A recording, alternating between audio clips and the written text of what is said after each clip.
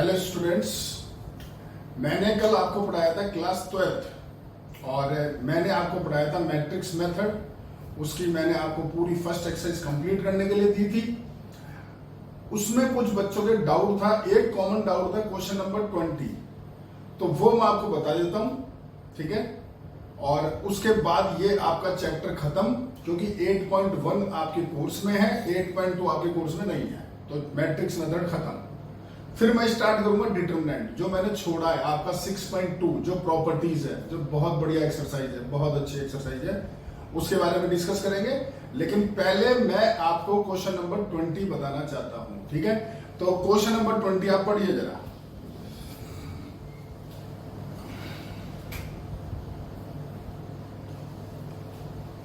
देखिए, question number 20 आपको ये बोल रहा है कि आपने तीन अमाउंट, ये total amount of 7,000 deposit into 3 different savings bank account with annual interest rate 5%, 8% and 8.5%। यानी तीन आपके अकाउंट है बैंक में, सेविंग अकाउंट, और उसमें आपने 7,000 रुपए जमा करवाए तीनों में। तो एक अमाउंट मानते हैं एक्स, एक मानते हैं वाई और एक मानते हैं जेड। तो आपकी पहली इक्वेशन जो बनी वो आपके पास बनी, सोचिए आराम से। क्वेश्चन नंबर जो 20 है, पहली इक्वेशन होती है x plus y plus z equal to आपका 7,000 फर्स्ट इक्वेशन, ठीक है। यानी पहला अमाउंट x है, सेकंड अमाउंट y है, थर्ड अमाउंट z है, जो आपने तीन सेविंग अकाउंटों में ऐसे डाले हैं। अब ये बोल रहा है पहले पे 5% इंटरेस्ट मिल रहा है, दूसरे पे 8% है और तीसरे पे 8.5% है, और टोटल जो अमाउंट इंटरेस्ट का आपको मिल रहा है वो है 550 रुपीज। यानी पहले पे आपको मिल रहा है 5% ऑफ x, दूसरे पे मिल रहा है 8% ऑफ y, और तीसरे मिल रहा है 8.5% ऑफ आपका z इक्वल्स टू 550। इसको लिखोगे 5x अपॉन 100, ये लिखोगे 8y अपॉन 100, और ये आप लिखोगे, सोचो आराम से, 17 अपॉन 2 y अपॉन 100, और इक्वल्स टू, सॉरी ये z, sorry z equals to आपका 550। अब ये कैंसिल वगैरह हो रहे हैं, मत करना कैंसिल, फालतू टाइम वेस्ट मत करना। एलसीएम ले लो, एलसीएम देखो, सब में 200 आ गया, तो 200 उधर पहुंचाओ, ये बन गया आपका 10x, ये हो गया 16y, और ये हो गया 17z, और इसको 200 से इंटू कर दो, तो ये हो गया आपके 1100 और 2 जीरो, ठीक है। तो इसको बोलना आप सेकंड इक्वेशन, ये फर्स्ट इक्वेशन, ये सेकंड इक्वेशन।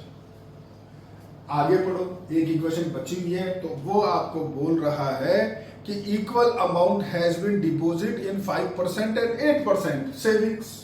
यानी जो 5% और 8% में पैसा लग रहा है, ये दोनों इक्वल अमाउंट है। यानी क्वेश्चन बोल रहा है x इक्वल टू वाई, तो इसको लिखोगे x minus Y plus 0 into Z और equal to 0, that is your third equation. बोलो समझे क्या?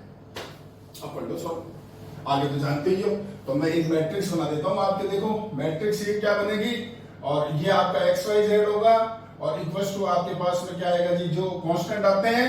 तो पहला आगे देखो 1 1 1, दूसरा आ गया आपका 10 16 और आपका 17, और तीसरा आ गया 1 -1 और 0, ये हो गया एक्स वाई और जेड। और अगला आपके पास आएगा यहाँ 7,000, और ये आपके पास आ गया 1 1 0 0 0 और ये 0। अब आगे सॉल्व करना आपका काम है, समझ गए क्या? बताओ जी।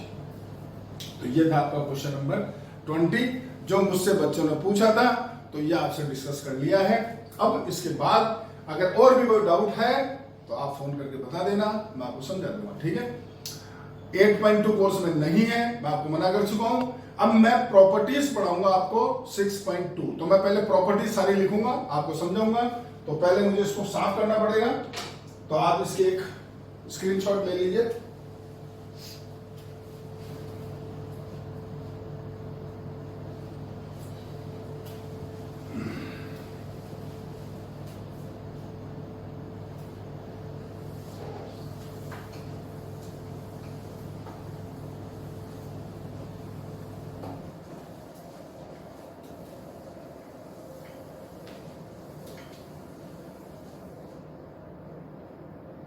हाँ, तो अब सीरियस 6.2 चालू करने से पहले आपको बता देता हूं कि इसका जो सवाल है बोर्ड में, जो अभी आपने मैट्रिक्स मेथड पढ़ा है, 6 नंबर का क्वेश्चन मैट्रिक्स मेथड का आता है, या फिर आपका प्रॉपर्टीज का क्वेश्चन आता है जो आज पढ़ने जा रहे हो। तो ये दो जो एक्सरसाइज है ये बहुत इंपॉर्टेंट है, ध्यान रखना बच्चों। एक 8.1 और एक 6.2, ये दो जो है बहुत इंपॉर्टेंट है, तो इसलिए इनको बहुत तरीके से पढ़ना पड़ता है। और 8.1 मैंने आपको पूरी करा दी है, कंप्लीट है, सारे जो टाइप है पढ़ा दी है, क्या क्या क्वेश्चन आ सकता है वो आपको समझा दिया है। आज पढ़ेंगे प्रॉपर्टीज ऑफ डिटरमिनेंट, तो वो क्या होता है देखिए। तो अपन स्टार्ट कर रहे हैं प्रॉपर्टीज ऑफ डिटरमिनेंट। सबसे पहली प्रॉपर्टी सारी प्रॉपर्टी डिस्कस करेंगे जी, आराम से देखते जाइए। सबसे पहली प्रॉपर्टी आपके पास क्या आती है, तो देखिए, अगर मान लो कभी किसी आपके पास ये एक डिटरमिनेंट है और इसके अंदर किसी रो के तीनों एलिमेंट 0 हैं। समझ रहे हो मैं आपको क्या बोल रहा हूं? किसी रो के तीनों एलिमेंट 0 हैं या किसी कॉलम के तीनों एलिमेंट 0 हैं, या तो किसी भी रो के या किसी भी कॉलम के, या तो पहली रो के तीनों एलिमेंट 0 है, या दूसरी रो के या तीसरी रो के, या पहला कॉलम 0 है या दूसरा कॉलम 0 है या तीसरा कॉलम, सारे एलिमेंट 0 है, तो डिटरमिनेंट की वैल्यू होगी 0। यानी आप पहली प्रॉपर्टी आपके पास आती है कि डिटरमिनेंट क्या होगा 0। और कब हुआ वो आपको समझा दिया, या तो ये तीनों 0 हो या फिर ये 0 हो, कोई भी रो कोई भी कॉलम। अब ऐसा क्यों, तो आप खुद ही सोच लो, ये तो कॉमन सेंस हुआ।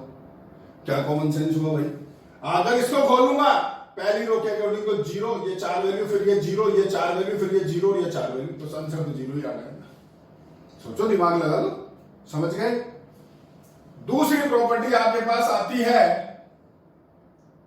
अगर कभी किसी डिटरमिनेंट के अंदर कोई भी दो रो सेम है आपके पास, कोई भी दो रो, जैसे पहली और तीसरी रो सेम है, कोई भी दो रो सेम हो या कोई भी दो कॉलम सेम हो, पहले बोल रहा हूं, कोई भी दो रो सेम हो या कोई भी दो कॉलम सेम हो, तो इसकी वैल्यू होती है 0।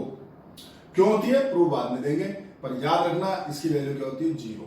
ठीक है, वापस बोल रहा हूं, कोई भी दो रो या कोई भी दो कॉलम, ऐसा नहीं कि एक रो और एक कॉलम सेम है तो 0 लिख दो ना, रो के साथ रो ही और कॉलम के साथ कॉलम ही लिखोगे। क्या ये R1 या R3, तो यहां लिखोगे R1 and R3 are identical, therefore determinant A बराबर 0। ध्यान रखना, तो अपने अच्छी तरह से दिमाग में फिक्स कर लो इस चीज को कि किसी डिटरमिनेंट की वैल्यू 0 कब कब आती है।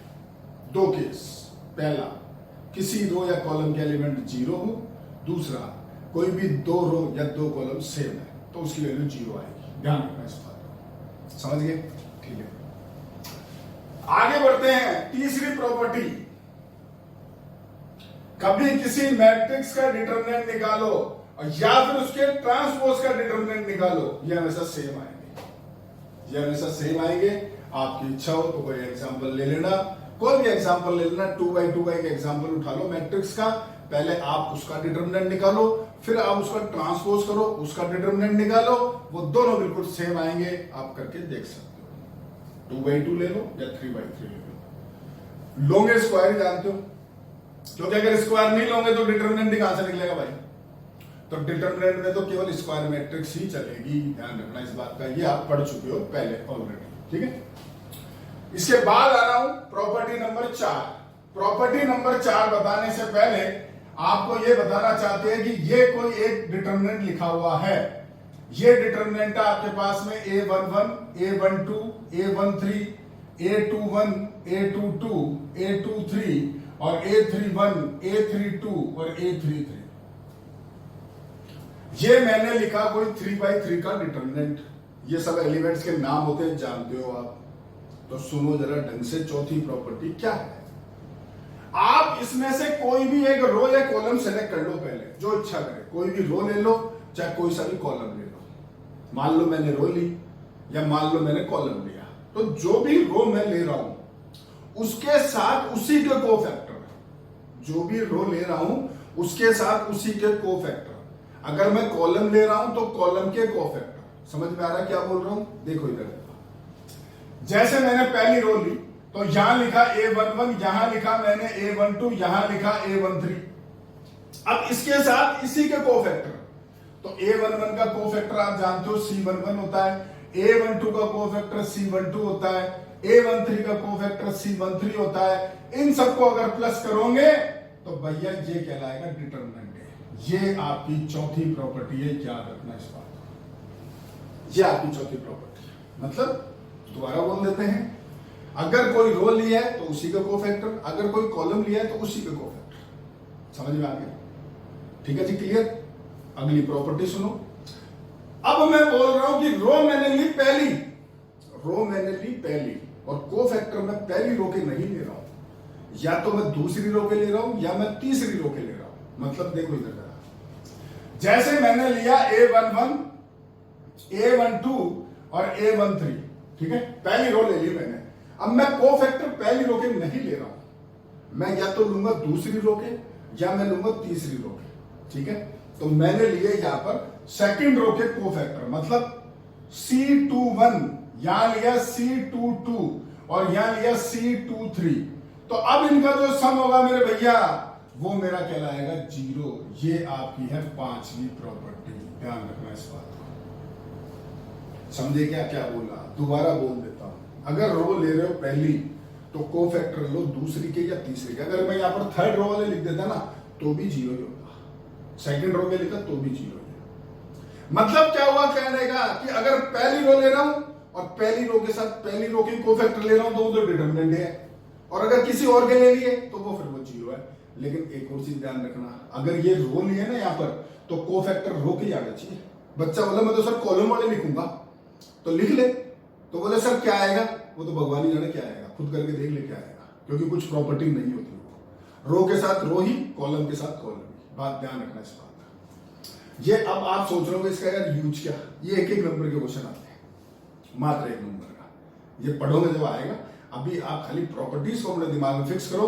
हाँ भाई, पहली ये है, दूसरी ये, तीसरी, चौथी ये, पांचवी, ऐसे अपने दिमाग में फिक्स करो। ठीक है, आगे बढ़ते हैं। प्रॉपर्टी नंबर 6 प्रॉपर्टी क्या है सुनना। ये आपका एक डिटरमिनेंट है जी।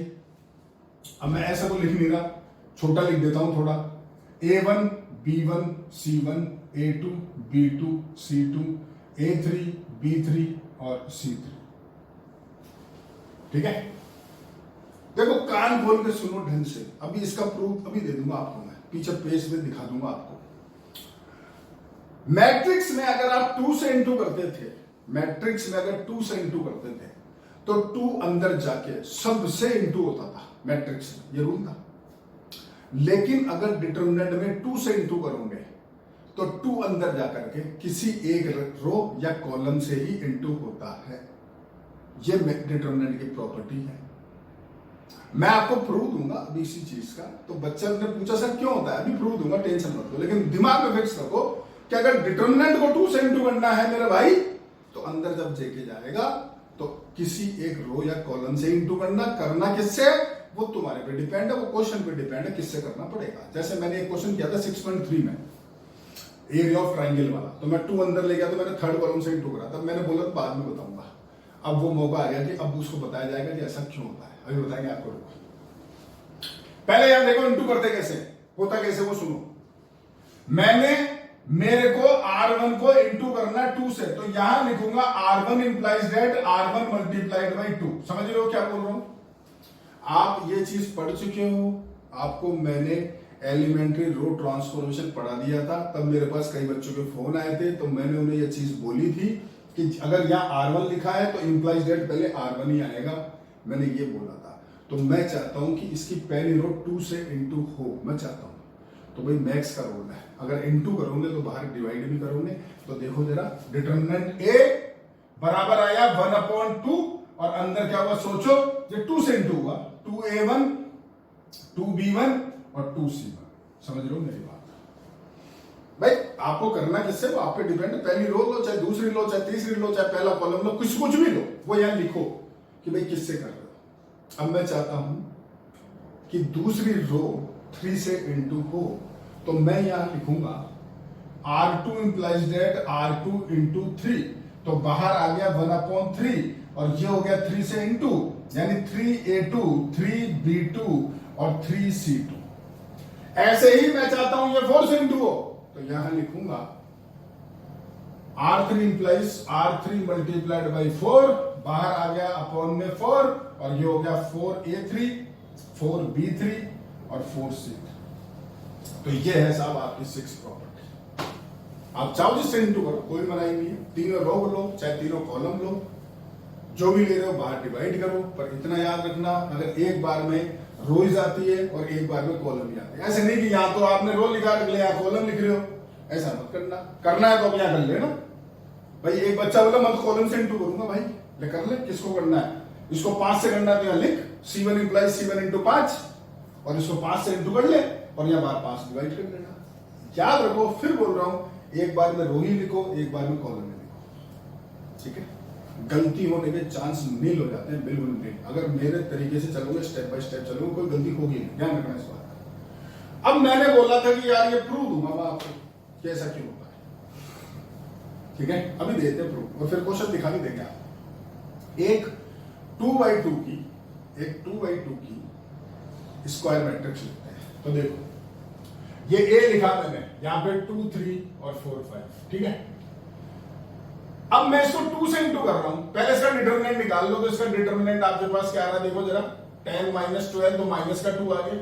इसको 2 से इंटू करा 2A, तो मेरे पास 2 से इंटू करूंगा तो मैट्रिक्स में जानते हो 2 से इंटू करते हो तो अंदर जाके सबसे इंटू होगा।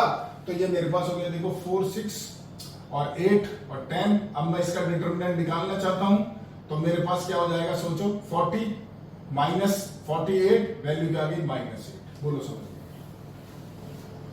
बताओ जी, समझ में आ गया? ठीक है। अब मेरी बात ढंग से सुनना। मैं अब इसका जो डिटरमिनेंट है, अगर मैं उसको इंटू करता हूं 2 से, खाली 2 से, तो ये भी 2 से इंटू होगा। तो 2 से इंटू हुआ तो -2 को 2 से इंटू करा तो -4 आए, वो इसके इक्वल कहां आ रहा है सोचो। दोबारा समझाते हैं, सुनो, ऐसे समझ में नहीं आएगा। ये A है, A का डिटरमिनेंट निकाल लिया, ये 2A का डिटरमिनेंट निकाल लिया। अब मेरी प्रॉपर्टी सुनो, ये 2A का जो डिटरमिनेंट है ना, वो इक्वल होगा आपका 4 times of determinant of A। मैं प्रूफ दे रहा हूं आपको, प्रूफ तो यही ले लो। ये देखो -8 आ रहा है, ये आएगा 4 इंटू आप देखो ऊपर -2, तो -8 बराबर -8 आ रहा है। सोचो आराम से, इक्वल आ रहे कि नहीं आ रहे। तो यहां तो 2 से इंटू करा इसको, डिटरमिनेंट को आपने, सॉरी मैट्रिक्स को 2 से इंटू करा, लेकिन यहां 4 से इंटू कर रहे हो डिटरमिनेंट को। क्यों कर रहे हो? सुनना, ये डिटरमिनेंट आपका, इधर देखना, इधर ये डिटरमिनेंट है आपका क्या, 2 3 4 5, ठीक है। अब मैं अगर इसको 2 से इंटू करूंगा तो ये 2 तो भैया किसी एक रो या कॉलम से ही होगा, सबसे तो होगा नहीं। तो अंदर जाके क्या हुआ सोचो, मैंने पहली रो को कर दिया 4 6 और आपका 4 5। अब मैं फिर इसको 2 से इंटू करूंगा तो 4 डिटरमिनेंट है हुआ, फिर अंदर जाएगा तो मैं इससे इंटू करूंगा 4 6 और आपका 8 और 10। अब इसका डिटरमिनेंट निकालूंगा तो सोचो आराम से वही -8 आएगा। यानी मतलब क्या हुआ आपका, सोचो कि जब डिटरमिनेंट को इंटू कर रहे हो तो 8 से ही तो इंटू हो रहा है। आज बार 4 क्यों लिखना पड़ा? क्योंकि 2 बार 2 से इंटू करना पड़ा। अब जब 2 बार 2 से इंटू करोगे तो भैया एक बार में एक रो और एक बार में एक रो, जमीन पर आएगा सोचो। तो ये आपका इसका प्रॉपर्टी होती है। ये क्वेश्चन है बकायदा आपके, ये प्रूव करना है आपका। मैं क्वेश्चन दिखा देता हूं, एक सेकंड आप देखना, रुकना।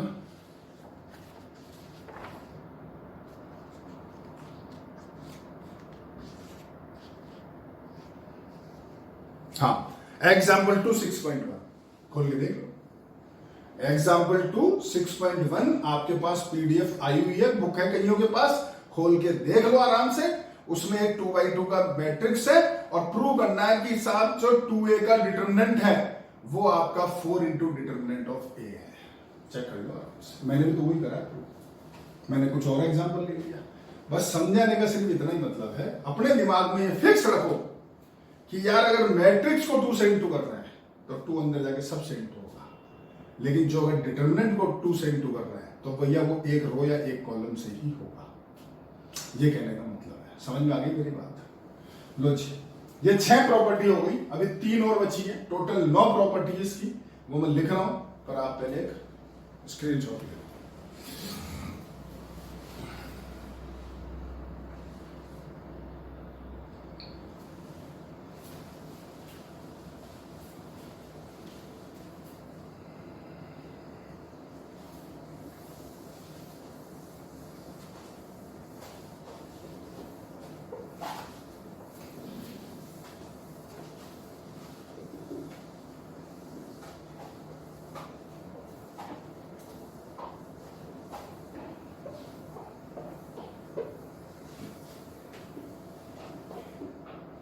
इसको मैंने साफ नहीं किया क्योंकि मुझे आपको एक चीज समझानी है बड़ी शानदार। वो चीज ये है, ये तो चलो प्रूव करना था, क्वेश्चन में था, प्रूव करना था आपको, सवाल में था। मुझे समझाना है कि अगर ये 2 को आप डिटरमिनेंट से बाहर लाते हो तो ये कितनी बार आता है। यहां 4 लिख रहा है, सोचो। तो ये आया 2 की पावर, जो इसका ऑर्डर है। जैसे एक एग्जांपल लेते हैं, सुनो। आज मान लो ये एक आपके पास 3/3 होती कुछ, जो भी कुछ लिख लो, 2 7 3 1 5 2 3 5 1, और मैंने बोला कि इसका 2a का जो डिटरमिनेंट है वो डिटरमिनेंट a, तो यहां बाहर क्या आएगा, यहां बाहर क्या लिखोगे आप? तो सिंपल सी चीज है, सुनो। जब बाहर ये 2 आता है तो यहां 2 लिखोगे, लेकिन इसकी लगेगी पावर। पावर क्या लगेगी? जो इसका ऑर्डर है, यानी आप लिखोगे 2 का पावर क्यूब, यानी 8 ऑफ डिटरमिनेंट ऑफ a। तो ये भैया आपकी एक प्रॉपर्टी बन गई। एग्जाम में 1 नंबर का सवाल आता है, ये प्रॉपर्टी बन गई कि अगर आपसे कभी पूछे कि साहब के ए का डिटरमिनेंट क्या है, तो वो होगा डिटरमिनेंट ए, और यहां लिखोगे के की पावर एन। इसको रट लेना साहब, इसको रट लेना, ये क्वेश्चन आता है एग्जाम में। समझ गए ना? क्यों प्रूफ दे दिया, तुम आपके सामने देख लो।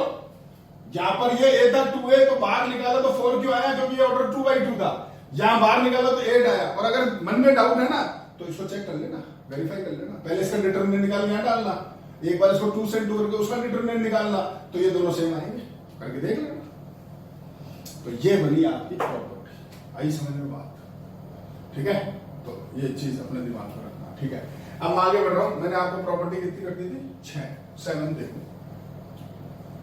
7 प्रॉपर्टी है कि ये आपका कोई डिटरमिनेंट ए है, A1 B1 C1 A2 B2 C2 A3 B3 और C3। यहां पर आप किसी भी रो या कॉलम को इंटरचेंज कर सकते हो, आपस में इंटरचेंज जब कर रहे हो तो लिखो भाई किसको कर रहे हो, और जब इंटरचेंज होता है तो एक बार माइनस साइन आ जाएगा। ये 7 प्रॉपर्टी होती है। लेकिन याद रखना, इंटरचेंज रो के साथ रो ही होती है और कॉलम के साथ कॉलम नहीं होता है। ये चीज अपने दिमाग में फिक्स रखना। जैसे मैं चाहता हूं कि ये R1 और R2 इंटरचेंज हो जाए, तो लिखूंगा यहां पर R1 इंटरचेंज विथ R2। ये इंटरचेंज का साइन है, दोनों तरफ एरो लगा देना, इसका मतलब ये दोनों इंटरचेंज हो गए। तो हुआ क्या, आपका डिटरमिनेंट A जो है वो हो गया, यहां आ गया A2 B2 C2, ये A1 B1 C1, और ये A3 B3 और C3, और बाहर आ गया माइनस साइन। यानी जब भी आप रो या कॉलम को आपस में इंटरचेंज करोगे तो बाहर माइनस साइन आता है। अब बच्चे बोले सर R1 को R2 से इंटरचेंज कर रहे हो आप, क्या मैं R1 को R3 से कर सकता हूं? बिल्कुल कर सकते हो, लेकिन कभी मत करना, कभी मत करना। देखो मेरी जो बातें है ना, जो भी आपको मैं पढ़ाता हूं, ये हमारे को इतने बरस हो गए पढ़ाते हुए, इतने साल हो गए, तो सारा निचोड़ निकाल के रखता है कि यार ये चीज बच्चा करेगा तो उसके आगे जाके किन्हीं क्वेश्चन में गलती होने के चांसेस होते हैं, इसलिए मना कर देते हैं। इसलिए आपको बोलते हैं हमेशा जब चेंज करो ना तो कॉन्जिक्यूटिव करो, लगातार दो, उनको बदलो, बदलने को बदल लो, मैं मना नहीं कर रहा हूं, गलती नहीं है, गलत नहीं है। लेकिन आगे जब अब इसके सवाल करेंगे ना अपन, तो उनमें थोड़ी सी गड़बड़ हो जाती है, वो आपको बताएंगे आगे आएगा, तो अभी बात नहीं करेंगे। अब मैं चाहता हूं कि मैं 2 कॉलम को बदलूं, तो मैंने यहां बदला C2 इंटरचेंज विथ C3, तो ये 2 चेंज होंगे, बाहर माइनस आएगा और माइनस माइनस दोनों प्लस बन जाएंगे। ये रहेगा A2 A1 A3, ये हो गया C2 C1 C3, ये B2 B1 और B3, ये हो गई आपकी, इसको प्लस कर देना। ये 7 प्रॉपर्टी होती है आपकी, ध्यान रखना जी। आगे बढ़ रहा हूं, प्रॉपर्टी नंबर 8। प्रॉपर्टी नंबर जो 8 है वो आपके पास है कि ये डिटरमिनेंट है, यहां लिखा हुआ A1 plus B1 A2 plus B2 A3 plus B3 C1 C2 C3 और D1 D2 D3, ये आपका एक डिटरमिनेंट है। तो ढंग से देखो, जो पहला कॉलम है उसमें 2 एलिमेंट प्लस हो रहे हैं, ठीक है, तो इसको कर सकते हो आप ब्रेक, इसको बोलते हैं ब्रेकेबल प्रॉपर्टी। होता क्या है सुनो, इसको मैं लिख सकता हूं डिटरमिनेंट A बराबर, फर्स्ट प्लेस पे आप लिखोगे, पहली बात तो सुनो, जब इसको ब्रेक कर रहे हो ना आप, तो आखिरी के 2 कॉलम, पहले इसको देखो इधर, ये हो गया A1 A2 और A3, और इसमें लिखो B1, B2 और B3। ब्रेक कर दिया आपने। पहले कॉलम पे 2 थे तो अगर सेकंड पे तो उसको ब्रेक कर देना, अगर थर्ड पे तो उसको ब्रेक कर देना। अब लड़ाई आती है कि बाकी 2 में क्या, तो कान खोल के सुनो। ब्रेक आपने इसको किया है, हो गया, तो बाकी दोनों जगह पे ये दोनों जो सेम है वो बिल्कुल सेम आएंगे, दोनों में सेम आएंगे। यानी क्या लिखोगे, C1, C2, C3, D1, D2, D3, C1, C2, C3, D1, D2, D3। ये आपका ब्रेकेबल प्रॉपर्टी कहलाती है। अब एक उल्टी चीज आपके दिमाग में लाते हैं, उल्टा। वैसे तो कभी सामने आएगी नहीं, लेकिन क्योंकि आपके सामने नजरों के इसलिए बताना चाहता हूं। अगर मैं आपसे बोलूं कि यार 2 मैट्रिक्स को प्लस कर, क्या करते हो? कॉरस्पॉन्डिंग एलिमेंट को प्लस कर देते हो। पहला पहले में, दूसरा दूसरे में, तीसरा, ये तो करते हो। 2 मैट्रिक्स को ऐड खूब कराया आपने, खूब कराया, लेकिन डिटरमिनेंट में नहीं होता है। डिटरमिनेंट में नहीं होता मेरे भैया। डिटरमिनेंट में अगर 2 डिटरमिनेंट को प्लस करना है ना, तो उनमें 2 रो अगर सेम है तो फिर तीसरी रो प्लस हो जाएगी। देखो इधर, उल्टा देखो, अरे इसको उल्टा देखो, ये दोनों कॉलम देखो सेम है, तो पहला कॉलम जो है वो ऐड हो गया। उल्टा चलो ना, ये कभी आएगा नहीं आपके, कभी क्वेश्चन एक भी सवाल नहीं, कभी सामने नहीं आएगा, पूरा चैप्टर खत्म हो जाएगा, नहीं आएगा। मैं तो वैसे ही बता रहा हूं। कोई बच्चा अगर आईसीएससी बोर्ड में होता है, उसके आती है चीज। आपके सीबीएसई बोर्ड, राजस्थान बोर्ड में है ही नहीं चीज, ठीक है। तो कहने का मतलब क्या हुआ कि अगर आपको किसी डिटरमिनेंट को ब्रेक करना है, ब्रेकेबल प्रॉपर्टी, तो वो ये होती है कि पहला कॉलम ब्रेक हो रहा है तो बाकी 2 कॉलम दोनों में सेम आएंगे। आप इतना याद रखना, ठीक है। लास्ट प्रॉपर्टी बचती है 9, पर मेरे पास जगह नहीं है, मुझे वो साफ करना है। एक स्क्रीनशॉट ले लो तो मैं 9 बताया।